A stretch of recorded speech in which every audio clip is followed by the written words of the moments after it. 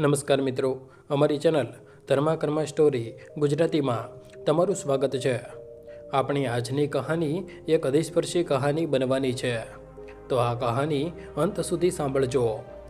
કહેવાય છે કે જ્યારે ઘરનો પાયો હલે છે ત્યારે મહેલ નહીં પરંતુ સંબંધો તૂટે છે। એક માં જેણે આખી ઉંમર દીકરા માટે ભૂખ અને ઊંઘ ત્યાગી દીધી, તે જ દીકરાએ વહુની એક ખોટી ફરિયાદ પર બધાની સામે તેને લાફો મારી દીધો। તે પળે ફક્ત એક અવાજ ન ગુંજ્યો, પૂરી માનવતા રડી પડી। પણ વાર્તા અહીં પૂરી નથી થતી, કારણ કે સત્ય જ્યારે સામે આવ્યું તો દીકરાનો આત્મા હાલી ગયો અને સંબંધ હંમેશા માટે બદલાઈ ગયો। ચાલો વાંચીએ એક એવી વાર્તા જે દરેક હૃદયને અરીસો બતાવી દેશે। મિત્રો, પૂરી વાર્તા જાણવા માટે આ વિડીયોને અંત સુધી જરૂર જુઓ, પરંતુ પહેલાં આ વિડીયોને લાઈક કરો, ચેનલને સબસ્ક્રાઈબ કરો અને કોમેન્ટમાં તમારું અને તમારા શહેરનું નામ જરૂર લખો।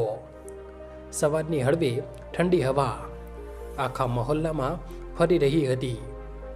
જૂના મકાનના આંગણામાં ખટખટનો અવાજ ગુંજ્યો। માં, ચા બની ગઈ કે શું? આ અવાજ હતો વિક્રમનો। ઉંમર 30ની આસપાસ, નોકરી કરતો હતો, પરંતુ સ્વભાવે થોડો ગુસ્સાવાળો। મકાનની અંદરથી ધીમો થાકેલો અવાજ આવ્યો, બસ બેટા, 2 મિનિટમાં લઈ આવું છું। આ અવાજ હતો સરિતા દેવીનો, લગભગ 60ની આસપાસ। ચહેરા પર કરચલીઓ જરૂર હતી, પરંતુ દિલ હવે પણ સોના જેવું હતું।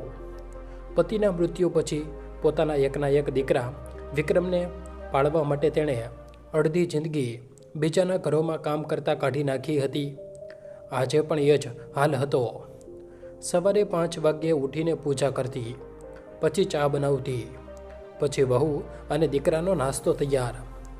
વહુ નેહા, જેને હજી ઘરે આવ્યા પણ થોડા જ મહિના થયા હતા, અવારનવાર સરિતા દેવી પર મહેણા મારતી રહેતી હતી। મમ્મીજી, તમને કંઈ પણ બરાબર આવડતું નથી। આ શાકભાજી કોણ આવી રીતે કાપે છે? સફાઈ પણ સારી નથી થતી તમારાથી। નેહાની આદત હતી મીઠી મીઠી વાતો બહાર અને ઘરમાં ઝેર, પરંતુ સરિતા દેવી દરેક વાત હસીને સહન કરી લેતી હતી। ચાલો બેટા, હું ફરીથી કાપી દઉં છું, તું પરેશાન ન થા। વિક્રમને પોતાની મા પર ક્યારેય શંકા નહોતી થતી, પરંતુ નેહાએ ધીરે ધીરે તેના કાન ભરવાના શરૂ કરી દીધા હતા। એક દિવસ એવું થયું કે સરિતા દેવી મોડા ઉઠ્યા, કારણ કે રાતભર તેમની તબિયત ઠીક નહોતી। પરંતુ વહુને આ વાત સમજ ન આવી કે કદાચ તેણે સમજવા ઈચ્છ્યું જ નહીં। મમ્મીજી, ચા કેમ નથી બની? શું કામચોરી શરૂ થઈ ગઈ છે? નેહાનો અવાજ આખા ઘરમાં જોરથી ગુંજી ઉઠ્યો। વિક્રમ રૂમમાંથી બહાર આવ્યો, થોડી નારાજગી સાથે બોલ્યો, માં, સવારમાં આટલું પણ નથી કરી શકતી કે શું? સરિતા દેવીએ થોડી પણ દીકરાને જોયો। તે આંખોમાં એક વિચિત્ર ઉદાસી હતી। બેટા, રાતભર તાવ હતો, વિચાર્યું હતું થોડી વારમાં બનાવી દઈશ, તે ધીમેથી બોલી। નેહા બૂમો પાડતા બોલી, અને તમને કોણ જણાવશે? કેમ, હું ડૉક્ટર છું, હું કેવી રીતે જાણું? જો આનાથી ઘર નથી ચાલતું તો પહેલાં જ જણાવી દેવું જોઈતું હતું। ધીરે ધીરે ઘરનું વાતાવરણ બદલાતું જતું હતું। વિક્રમ હવે દરેક વાત પર મા પર શંકા કરવા લાગ્યો હતો। પેલી બાજુ મહોલ્લાની શાંતિ કાકી, જે સરિતા દેવીની જૂની બહેનપણી હતી, રોજ જોતી કે સરિતા કેટલું કામ કરે છે, અને તો પણ વહુ મહેણા મારતી રહે છે। એક દિવસ તેમણે પૂછ્યું, સરિતા, ક્યાં સુધી સહન કરીશ? બોલી દે દીકરાને। સરિતાએ હળવી હસી હસીને કહ્યું, મારો દીકરો છે, વહુ નવી છે, બધું ઠીક થઈ જશે। પરંતુ સત્ય તો એ હતું કે બધું ઠીક નહોતું થઈ રહ્યું, બધું બગડી રહ્યું હતું। નેહાએ હવે નવી રમત શરૂ કરી, ઘરના ખર્ચમાંથી પૈસા ગાયબ કરી દેતી, અને આરોપમાં પર વિક્રમ મમ્મીજીને કબાટના પૈસા કાઢી લીધા। જોઈ લો। વિક્રમ હેરાન, માં, તમે આવું કેમ કર્યું?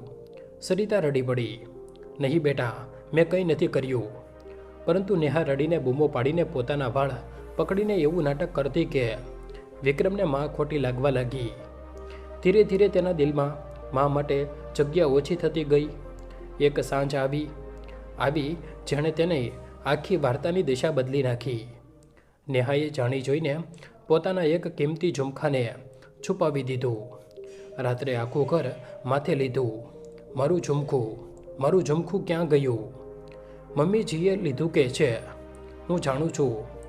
વિક્રમ પણ પરેશાન થઈ ઉઠ્યો. માં, આ બધું શું છે? તમે આવું કેમ કરશો? સરિતા ચોંકી ગઈ. બેટા, હું કેમ ચોરીશ? હું તારી માં છું. પરંતુ નેહાએ વગર અટકીએ રડતા બૂમો પાડતા વિક્રમને એટલો ભડકાવી દીધો કે હવે મામલો આગની જેમ ફેલાઈ ગયો. મહોલ્લાવાળા ભેગા થઈ ગયા. લોકો ચુગલીઓ કરવા લાગ્યા. ઘરમાં તણાવ વધી ગયો. સરિતા દેવી માટે આનાથી મોટું દુઃખ શું હોઈ શકે? આખી જિંદગી દીકરા માટે ઘસી નાખી, અને આજે એ જ દીકરો તેમના પર શંકા કરી રહ્યો હતો. તે રાત્રે સરિતા દેવી મંદિરમાં બેઠી હતી. મીણબત્તીની હળવી રોશનીમાં તેમની આંખો ભીની હતી. હોઠ પર બસ આ જ શબ્દ, એ ભગવાન, મારા દીકરાને સાચો રસ્તો બતાવજે. આ બાજુ નેહા એક બીજી મોટી ચાલની તૈયારી કરી રહી હતી. એક એવી ચાલ જેણે બીજા દિવસે આખા મહોલ્લાને હલાવી દીધો. કારણ કે બીજા દિવસે જે થયું તે આ વાર્તાનો સૌથી દર્દનાક હિસ્સો બનવાનો હતો. બીજા દિવસે સવારનો સમય હતો. સરિતા દેવી હંમેશાની જેમ ઘરની સફાઈ કરી રહી હતી. હાથમાં જૂનું જાડું હતું, પરંતુ દિલમાં ભારેપણું. ગઈ રાતની વાતો તેમને અંદર ક્યાંક વાગી રહી હતી. નેહા રસોડામાં ઊભી હતી, પરંતુ આજે તેની ચાલ અને વધારે તેજ હતી. આંખોમાં ચમક અને ચહેરા પર માસુમિયતનો મહોરું, અને મગજમાં એક ઊંડું કાવતરું.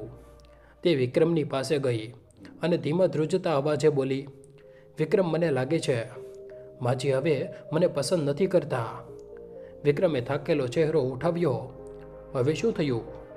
નેહાએ આંસુ વહાવતા કહ્યું, મમ્મીજીએ હમણાં કહ્યું કે હું ઘર બરબાદ કરી રહી છું અને મારા પિયરવાળા છોર છે. વિક્રમનો ચહેરો ગુસ્સાથી લાલ થઈ ગયો. માએ આ કહ્યું? નેહાએ માથું હલાવી દીધું. તેના આંસુ નકલી હતા, પણ તેના ઈરાદા અસલી અને ખતરનાક. પહેલી બાજુ સરિતા દેવીને ખબર પણ નહોતી કે તેમની વિરુદ્ધ એક બીજી વાર્તા ઘડાઈ ચૂકી છે. ઘરમાં હવા જ બદલાઈ ગઈ હતી. દરેક નાની વાત પર નેહા રડવા લાગતી અને વિક્રમ માને ખખડાવવા લાગતો. પડોશની શાંતિ કાકી આવી. તેમણે ધીમેથી સરિતાના ખભા પર હાથ મૂક્યો. બહેન, કંઈક ગડબડ છે આ છોકરીમાં. સંભાળી લે દીકરાને, નહીં તો મોડું થઈ જશે. સરિતા દેવીએ થાકેલા અવાજે કહ્યું, કાકી, મારો દીકરો મને ખોટી નહીં સમજે, પરંતુ નિયત કંઈક બીજું જ લખી ચૂકી હતી. નેહાએ હવે ઘરની રજિસ્ટ્રીની ચર્ચા છેડી દીધી. વિક્રમ, આ ઘર તો તમારા નામે હોવું જોઈએ. છેવટે તમે જ તો આ ઘરનો સહારો છો.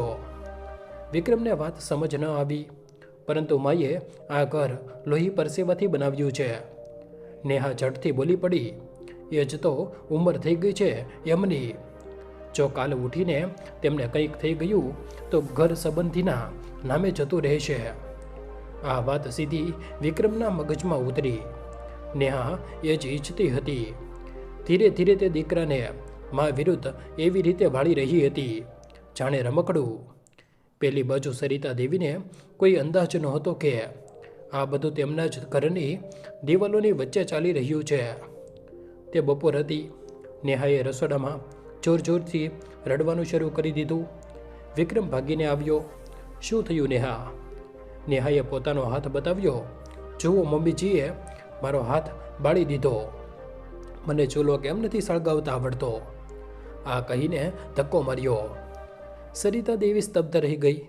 નહીં બેટા, હું તો બહાર હતી. મેં તો કંઈ કર્યું જ નથી. મહોલ્લાની બે સ્ત્રીઓ પણ સાંભળીને આવી ગઈ. નેહાએ વધારે જોરથી ધમાલ કરી દીધી. હું આ ઘરમાં નહીં રહું. મમ્મીજી મને મારી નાખશે. એક દિવસ આ વાત વિક્રમના દિલમાં કોઈ હથોડાની જેમ પડી. તેને દરેક વસ્તુ એકતરફી જોવાની આદત પડી ગઈ હતી. તેના મગજમાં બસ વહુનો અવાજ ગૂંજી રહ્યો હતો. મમ્મીજીએ મને ધક્કો માર્યો. તે જ સાંજે વિક્રમે માને ખોટા આરોપો માટે મહેણું માર્યું. સરિતાના દિલના ટુકડા થઈ ગયા. બેટા, તારા સમ મેં એવું કંઈ નથી કર્યું.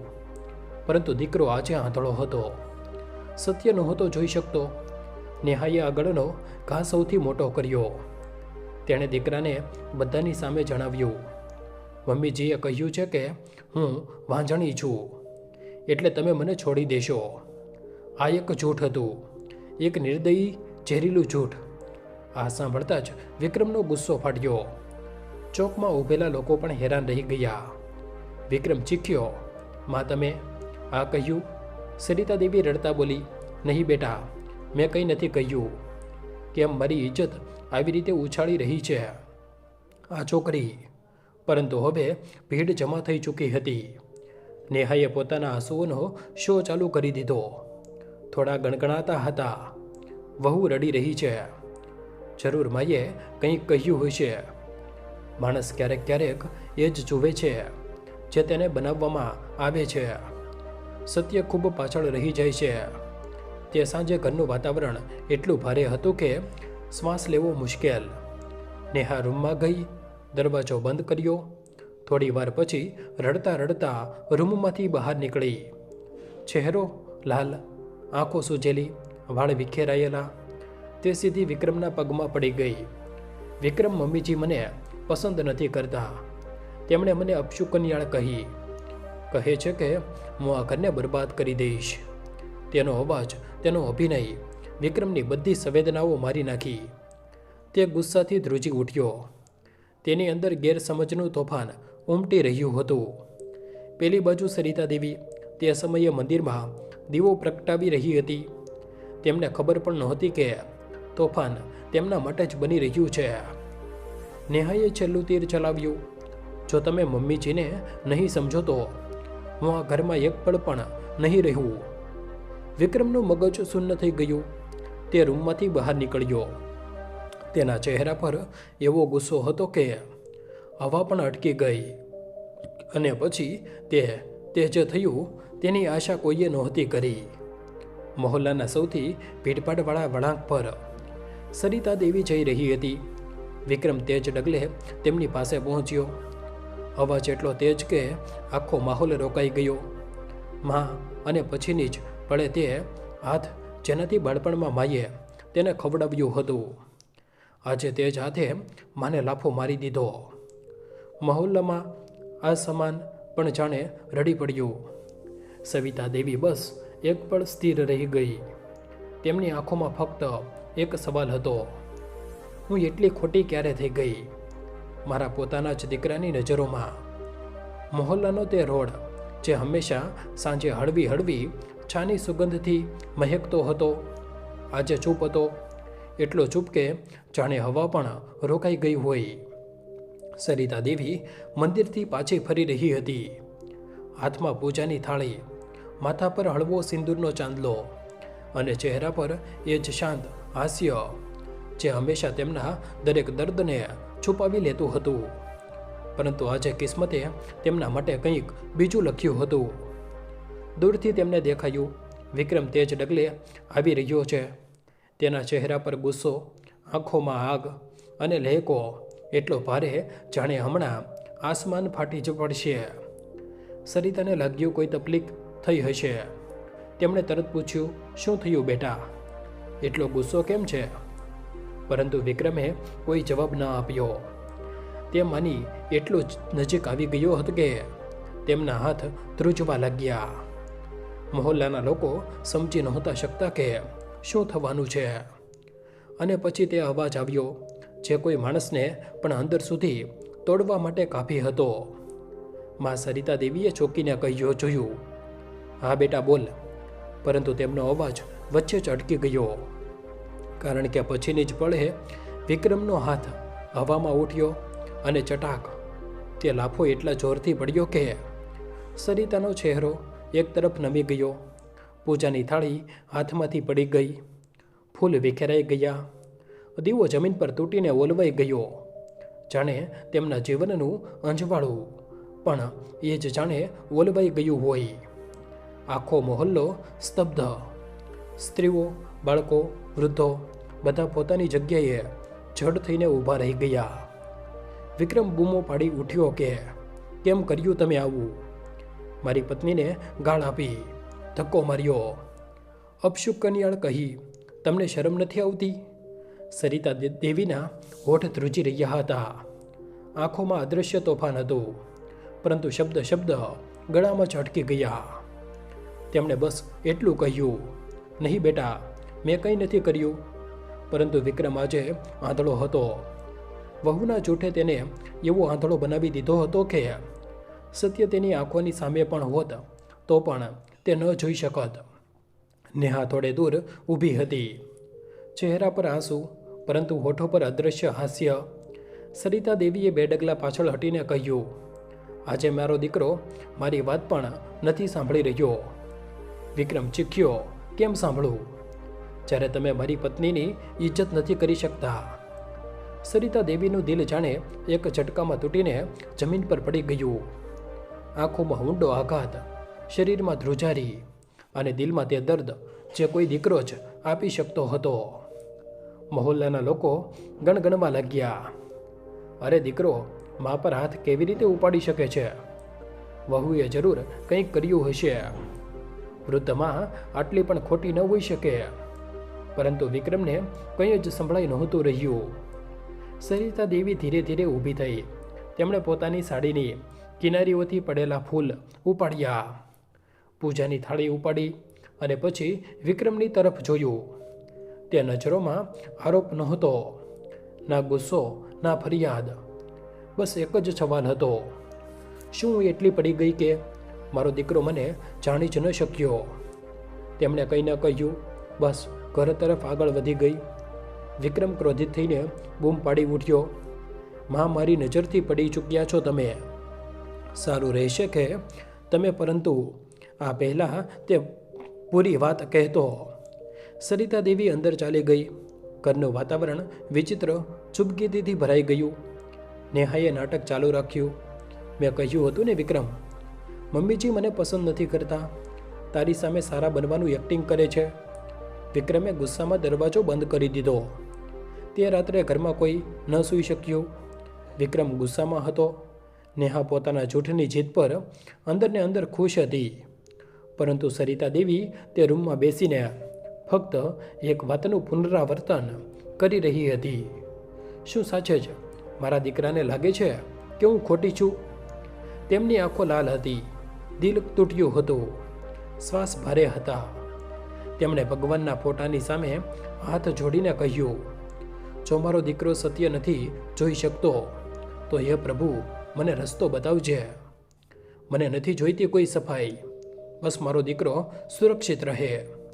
તેમના શબ્દો પૂરી રીતે તૂટી ચૂક્યા હતા અને તે જ તૂટનમાં તેમણે એક નિર્ણય લીધો, ઘર છોડી દેવાનો. સવાર થતાં જ તે ચૂપચાપ પોતાની જૂની થેલી લઈને ઘરેથી નીકળી ગઈ. ના કોઈ અવાજ, ના કોઈ ફરિયાદ, ના કોઈ ગુસ્સો, બસ આંસુઓથી ભરેલી આંખો. જાણે કહી રહી હોય, જ્યાં મારી ઇજ્જત નહીં ત્યાં મારું હોવું ક્યાં કામનું. જ્યારે વિક્રમ ઉઠ્યો અને તેણે માનો રૂમ ખાલી જોયો, તેના મનમાં એક વિચિત્ર બેચેની થઈ, પરંતુ અહંકાર હજી પણ બાકી હતો. પેલી બાજુ નેહાએ આવીને કહ્યું, સારું થયું, હું નહોતી ઈચ્છતી કે તે મારી સામે આવે. વિક્રમનો ચહેરો પથ્થર જેવો થઈ ગયો. તે કંઈ ન બોલ્યો, પરંતુ તેને નહોતી ખબર, માનું જવું તેની જિંદગીનું સૌથી મોટું તોફાન આવવાની શરૂઆત હતી. કારણ કે બપોર સુધી જેવું સત્ય સામે આવવાનું હતું જે તેના જીવનને મૂળમાંથી હલાવી દેશે. સવાર વીતી ચૂકી હતી. બપોરનો સૂરજ બારીમાંથી અંદર ડોક્યું કરી રહ્યો હતો, પરંતુ વિક્રમના મનમાં ઘોર અંધારું હતું. માનો ખાલી રૂમ કોઈ ખાઈની જેમ લાગી રહ્યો હતો. પથારી પર પડેલી જૂની રજાઈ, ઓશિકા પર માની હળવી સુગંધ, દિવાલ પર ટાંગેલી તેમની તસવીર બધું જ ચીખી ચીખીને કહી રહ્યું હતું, માં ચાલી ગઈ છે. વિક્રમે રૂમમાં ચારે બાજુ જોયું. ટેબલ પર એક અડધી બળેલી અગરબત્તી હતી, પણ ધુમાડો આપી રહી હતી. ત્યાં જ ભગવાનની મૂર્તિ પાસે રાખેલી એક નાની ચિઠ્ઠી તે ધ્રુજતા હાથે ઉપાડે છે. તે નાના કાગળ પર બસ એક જ લાઈન લખી હતી, બેટા ભૂલ મારી જશે, તું તારું ધ્યાન રાખજે. વિક્રમે આગળ છાતી સરસો સાંપ્યો, પરંતુ તેનો અહંકાર હજી પણ તેને રોકી રહ્યો હતો કે તે સ્વીકાર કરે કે માં નિર્દોષ હતી. ત્યારે જ રૂમની બહાર નેહાનો અવાજ આવ્યો, વિક્રમ, જમવાનું નથી જમવું? વિક્રમ ચીડાઈને બહાર આવી ગયો, પરંતુ તેનો વ્યવહાર પહેલાં જેવો નહોતો. આજે તેના ચહેરા પર બેચેની અને અસુરક્ષા સ્પષ્ટ દેખાઈ રહી હતી.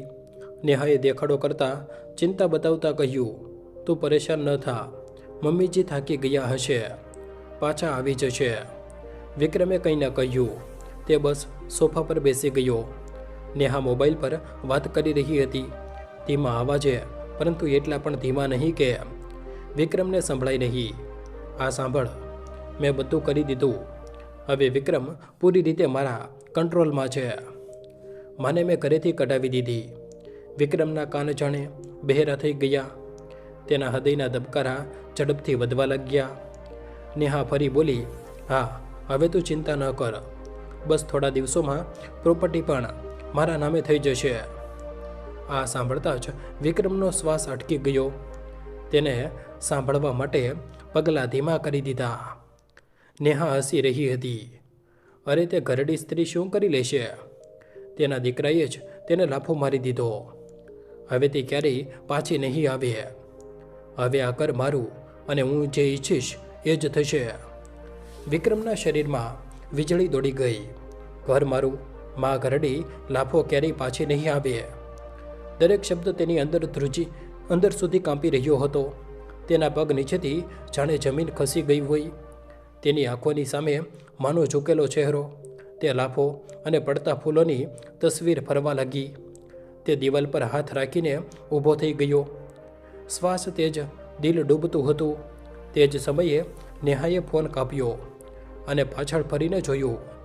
વિક્રમ ત્યાં જ ઊભો હતો, લાચાર, તૂટેલો, અને સૌથી મોટી વાત, સત્ય સાંભળી ચૂક્યો હતો. નેહાનો ચહેરો પીળો પડી ગયો. તે કંઈક બોલી શકતી તેના પહેલાં વિક્રમ ગરજી ઉઠ્યો. આ બધું શું હતું? નેહા થોથવાવા લાગી. તે વિક્રમ, હું તો મજાક કરી રહી હતી. પરંતુ વિક્રમ હવે પહેલાંવાળો વિક્રમ નહોતો. તેની આંખોમાં ગુસ્સો નહીં, પરંતુ પસ્તાવાની આગ હતી. વિક્રમ ત્યાં જ જમીન પર બેસી ગયો. તેને પોતાની દરેક ભૂલ યાદ આવવા લાગી. માની તબિયત ખરાબ હતી, છતાં તેણે ખખડાવ્યું. માએ પૈસા ચોરવાના ઇંજામ પર રડીને સફાઈ આપી. માએ ક્યારેય વહુને અપશુકનિયાળ નથી કહી. માએ હાથ નથી બાળ્યો. માએ ક્યારેય વહુને ધક્કો નથી માર્યો. માએ દરેક વખતે સાચું બોલ્યું, પરંતુ તેણે દરેક વખતે જૂઠ પર વિશ્વાસ કર્યો. તેના મગજમાં ફરી ગયું, માં, તે તમને લાફો કેમ માર્યો? કેમ?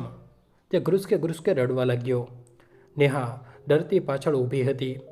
વિક્રમે ગુસ્સાથી કહ્યું, તું મને મા વિરુદ્ધ કેમ ભડકાવ્યો? નેહા બોલી, કારણ કે જો મારી મા ઘરમાં રહેતી તો તું ક્યારેય પૂરી રીતે મારો ન થઈ શકત, અને મને આ ઘર જોઈતું હતું. વિક્રમની આંખો લાલ થઈ ગઈ. તેણે જોરથી બૂમ પાડી, દુનિયાની કોઈ સંપત્તિ, કોઈ સ્ત્રી, કોઈ સંબંધ માથી વધીને નથી હોતો. નેહા બોલી, હવે શું થશે? લોકો શું કહેશે? વિક્રમે કહ્યું, લોકોનો નહીં, મને મારી માં જોઈએ છે. મારે મારી ભૂલ સુધારવી છે. તે ઉઠીને દરવાજા તરફ ભાગ્યો. નેહા પાછળથી બૂમ પાડી, વિક્રમ, તું આવું ન કર. પરંતુ વિક્રમ રોકાય એવો નહોતો. વિક્રમે આખા મહોલ્લામાં પૂછપરછ કરી. કોઈએ કહ્યું સવારમાં એકલી ક્યાંક ચાલી ગઈ. કોઈએ કહ્યું હોસ્પિટલ ગઈ હશે, ખૂબ બીમાર લાગી રહી હતી. કોઈએ કહ્યું કદાચ મંદિર તરફ ગઈ હશે. તે પાગલની જેમ દરેક ગલી, દરેક રોડ દોડતો ફર્યો. બેચેની એટલી કે શ્વાસ પણ સાથ છોડી દે. તેની આંખો લાલ હતી, કપડાં પરસેવાથી પલળેલા હતા. ચહેરા પર ફક્ત એક જ ભાવના, પસ્તાવો. તે જ સમયે એક બાળક બોલ્યો, ભૈયા. તે વાળા દીદી તે રોડના કિનારે બેભાન પડ્યા હતા. લોકોએ તેમને રિક્ષામાં નાખીને હોસ્પિટલ મોકલી દીધા. વિક્રમના પગમાંથી તાકાત જ નીકળી ગઈ. તે લડખડાતા બોલ્યો, કઈ હોસ્પિટલ, કઈ? બાળકે ઇશારો કર્યો. વિક્રમે એક પળ પણ ગુમાવ્યા વગર ભાગવાનું શરૂ કરી દીધું. દરેક ડગલે તેને એ જ લાફો યાદ આવતો જે તેણે માર્યો હતો. પરંતુ અસલમાં તે લાફો માને નહીં, તેની પોતાની માનવતાને વાગ્યો હતો. હોસ્પિટલમાં જેવો તે પહોંચ્યો, નર્સોએ પૂછ્યું, તમે કોણ છો? વિક્રમ રડતા બોલ્યો, હું તેમનો દીકરો છું. નર્સ બોલી, સારું થયું તમે આવી ગયા. તેમની તબિયત ખૂબ ખરાબ છે. સુગર લો, બ્લડ પ્રેશર હાઈ અને ભાવાત્મક આઘાત એટલો ઊંડો છે કે દિલ પર અસર થઈ છે. જો 2 કલાક અને મોડું થઈ જાત ને તો કદાચ અમે તેમને બચાવી ન શકત. વિક્રમ ત્યાં જ જમીન પર બેસી ગયો. તેના આંસુ રોકાઈ નહોતા રહ્યા. તે ધીમેથી બોલ્યો, માં, તમે આટલા દર્દમાં પણ મને દોષી ન ઠેરાવ્યો. ડૉક્ટરે કહ્યું તમે તેમને મળી શકો છો, પરંતુ ધ્યાનથી, તે ખૂબ નબળા છે. વિક્રમ રૂમ તરફ વધ્યો. દરેક ડગલું તેના દિલમાં વાગતું હતું. દરવાજો ખોલ્યો અને ત્યાં પથારી પર સૂતેલી પોતાની માને જોઈ. ચહેરો પીળો, હોઠ સુકાયેલા અને આંખો બંધ. તે આ દ્રશ્ય જોઈને ત્યાં જ પડી ગયો. હોસ્પિટલનો રૂમ હળવી વાદળી રોશનીમાં ડૂબેલો હતો. મશીનોની બીપ બીપ, ધીમી એવી દવાઓની સુગંધ અને ઠંડી હવામાં તરતી એક ઊંડી ખામોશી. વિક્રમ રૂમની બહાર ઊભો હતો. શરીર ધ્રુજી રહ્યું હતું. આંખો લાલ અને સૂજેલી હતી. દિલ એટલું ભારે કે જાણે છાતીમાંથી બહાર નીકળી આવશે. નર્સે કહ્યું તે ભાનમાં છે, પરંતુ ખૂબ નબળા. વિક્રમના પગ ધ્રુજવા લાગ્યા. તેણે દરવાજો ધીમેથી ખોલ્યો. અંદર પથારી પર સૂતેલા સરિતા દેવી, આંખો અડધી ખુલ્લી, ચહેરો થાકેલો, શ્વાસ ધીમા, પરંતુ માથા પર એ જ જૂની મમતા જે ક્યારેય પૂરી નથી થઈ શકતી. વિક્રમ તેમની પાસે જઈને ઘૂંટણીએ બેસી ગયો. તેણે તેમનો હાથ ધીમેથી પકડ્યો. તે હાથ જેણે ક્યારેય તેને સ્કૂલ છોડ્યો હતો, તાવમાં રાતભર જાગતી રહી હતી અને ભૂખી રહીને પણ તેને જમાડ્યો હતો. આજે એ જ હાથ ઠંડો અને નિર્જીવ જેવો લાગી રહ્યો હતો. સરિતા દેવીએ ધીમેથી આંખો ખોલી. તેમની નજર જેવી વિક્રમ પર પડી, તેમના હોઠ પર હળવું હાસ્ય આવી ગયું. વિક્રમ, તું આવ્યો બેટા? આ શબ્દ સાંભળતા જ વિક્રમનું દિલ ફાટી ગયું. તે ગ્રુસકે રડી પડ્યો. માં, મને માફ કરી દે. હું ખૂબ ખરાબ દીકરો નીકળ્યો. મેં તારી વાત ન માની, તને લાફો મારી દીધો અને ઘરેથી જવા દીધી. તેનો અવાજ તૂટી રહ્યો હતો. માં, તારા વગર ઘર ન રહ્યું. માં, હું ખોટો હતો, ખૂબ ખોટો હતો. વિક્રમે રડતા રડતા માના પગ પકડી લીધા. સરિતા દેવીની આંખોમાં આંસુ આવી ગયા. તેમણે ધ્રુજતા હાથે દીકરાના માથા પર હાથ મૂક્યો. બેટા, માં ક્યારેય પોતાના બાળકથી નારાજ નથી થતી. મારી ભૂલ હતી જે તને સાચી વાત સમજાવી ન શકી. તને દુઃખ થયું તો મારું દિલ કેવી રીતે ખુશ રહી શકતું હતું? વિક્રમે માથું ઉઠાવ્યું. નહીં માં, ભૂલ મારી હતી. હું વહુની વાતોમાં આવી ગયો. તારા પર શંકા કરી. મેં તને દર્દ આપ્યું, તારું દિલ તોડ્યું. સરિતાએ ધીમેથી કહ્યું, બસ બેટા, હવે વધારે ન બોલતું. આવી ગયો એ જ ઘણું છે. વિક્રમ રડતા બોલ્યો, માં, હું તને ઘરે લઈ જઈને જઈશ. ક્યારેક તને એકલી નહીં છોડું. ક્યારેય તારી વાત પર શંકા નહીં કરું. સરિતા હસી. મને તારી ખુશી જોઈએ બેટા, બસ આ જ દવા છે મારી. આ દ્રશ્ય એટલું ભાવુક હતું કે રૂમમાં હાજર નર્સ પણ આંસુ લૂછી રહી હતી. બીજા દિવસે ડૉક્ટરે કહ્યું, હવે સ્થિતિ સ્થિર છે, પરંતુ આપણે તણાવથી દૂર રાખવા પડશે. વિક્રમે કહ્યું, ડૉક્ટર સાહેબ, હવે આ ક્યારેય એકલા નહીં હોય. તે મને વ્હીલચેર પર બેસાડીને હોસ્પિટલમાંથી બહાર લઈ ગયો. મહોલ્લાના લોકો બહાર ઊભા હતા. બધાની આંખોમાં શરમ, અમુકની આંખોમાંથી આંસુ અને અમુકના દિલમાં પસ્તાવો. શાંતિ કાકી આગળ વધી. વિક્રમ બેટા, તે મોડું જરૂર કર્યું, પરંતુ હવે બધું ઠીક કરી લે. વિક્રમે માથું નમાવી લીધું. કાકી, હું માના એક હાસ્ય માટે 100 જન્મ કુરબાન કરી દઈશ. નેહા પોતાના પિયર ચાલી ગઈ હતી, પરંતુ સમાજમાં તેની સચ્ચાઈ ખુલી ચૂકી હતી. તેની ચાલાકી, તેના જૂઠ અને તેની ગીધ જેવી દાનત બધાની સામે આવી ગઈ. તેણે ઘર પર ગુમાવ્યું, સંબંધ પણ ગુમાવ્યો અને સૌથી જરૂરી પોતાની માનવતા પણ ગુમાવી દીધી. વિક્રમે તેના જવાબ પર એક જ વાત કહી, જે સ્ત્રીએ મા જેવી દેવીને રડાવી તેનું મારા ઘરમાં કોઈ સ્થાન નથી. વિક્રમે એ જ જૂની ગલીમાં એક નાનો રૂમ ભાડે લીધો. દિવાલ પર એક નાનો ભગવાનનો ફોટો, એક સિંગલ પંખો, એક નાનો ખાટલો અને ખૂણામાં સરિતા દેવીનું પૂજા સ્થાન. સરિતાએ હસતા હસતા કહ્યું, થોડું નાનું છે બેટા, પરંતુ મનને શાંતિ છે. વિક્રમે તેના પગ સ્પર્શ કર્યા. માં, જ્યાં તમે છો ત્યાં જ મારું ઘર છે. બંનેએ મળીને ઘર સજાવ્યું. સરિતાએ રસોડું ઠીક કર્યું. વિક્રમ બજાર ગયો, રાશન લાવ્યો અને સાંજે બંને સાથે બેસીને જમવાનું જમતા. સરિતાએ વિક્રમના માથા પર હાથ રાખીને કહ્યું, જ્યારે બાળક ભૂલ કરે છે તો તે ભૂલના લીધે માનો પ્રેમ નથી ઘટતો, પરંતુ તેના ચિંતા વધી જાય છે. વિક્રમ બોલ્યો, મા, તારા વગર હું કંઈ નથી. આ વાર્તાની સૌથી મોટી શીખ આ જ છે. જે ઘરમાં વહુની વાતને માની ઉપર રાખવામાં આવે ત્યાં બરબાદી નક્કી છે. માં ક્યારેય ખોટી નથી હોતી. ભૂલો થઈ શકે છે, ઈરાદો ક્યારેય નહીં. જે દીકરાએ મા પર હાથ ઉપાડ્યો તે જીતીને પણ હારી જાય છે. અને અંતમાં માને સમજવામાં મોડું ન કરો, નહીંતર જિંદગીમાં ફક્ત પસ્તાવું જ રહી જાય છે. જેણે પોતાના 3 પૈડા પર પૂરી માનવતા બાળી દીધી હતી. જો વાર્તાએ તમારા દિલને સ્પર્શ્યું હોય તો અમારી ચેનલને લાઈક, સબસ્ક્રાઈબ અને શેર જરૂર કરો. કોમેન્ટમાં તમારું અને તમારા શહેરનું નામ લખો, જેથી અમને ખબર પડે કે અમારી વાર્તાઓ ક્યાં સુધી દિલોને સ્પર્શી રહી છે. ફરી મળીશું એક નવી ભાવાત્મક વાર્તાની સાથે. ત્યાં સુધી ખુશ રહો, સ્વસ્થ રહો અને પોતાના મા બાપને સમય આપો. જય શ્રી કૃષ્ણ. ધન્યવાદ.